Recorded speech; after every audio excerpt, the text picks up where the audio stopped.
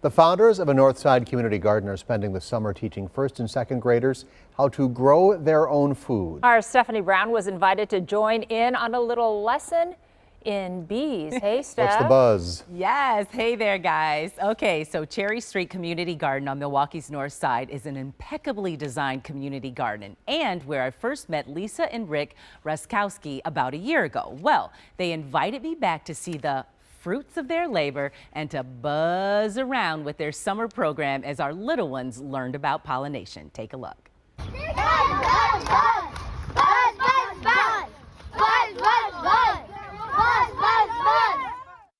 I think it's really important for people to be empowered to grow their own food.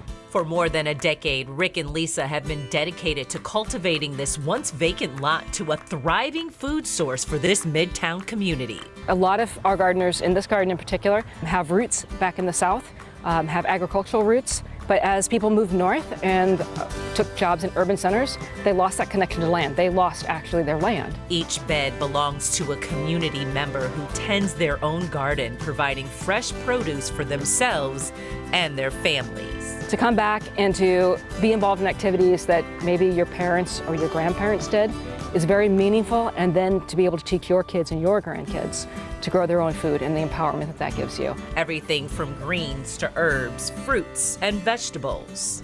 There's even a free garden community members harvest from, a kids garden, and even an indigenous garden with a distinctive corn growing. So we're really focused on making sure people in lower income situations, often on rent assistance, often on some food assistance program, we want to make sure everybody has an opportunity to have a garden. For Rick and Lisa, the passion doesn't stop here. Their mission is to educate.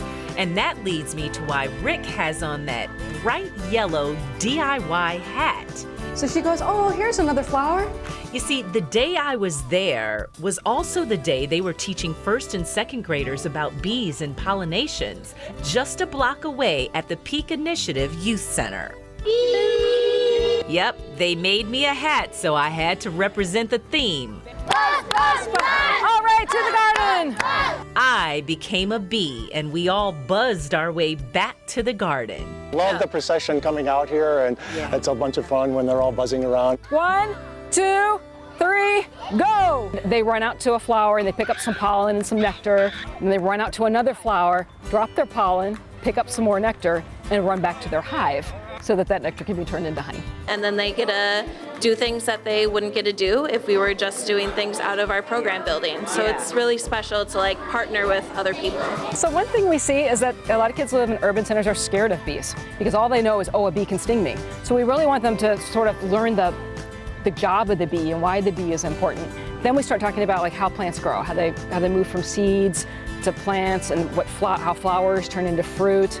And then we talk about what parts of the plant we're eating. So they start to really think about broccoli and cauliflowers as flowers, or asparagus as stalks, or carrots and potatoes as roots. And they learn about insects, they learn about different soils, they learn about vegetables, they get to eat some of the veggies that are grown and some of the cherries from the Cherry Street Garden. Bringing in the youth education component for us is also very meaningful because we see the kids like everybody else as they're our future, and so the more we can instill in them healthy eating habits and just basic science education, those things are really important.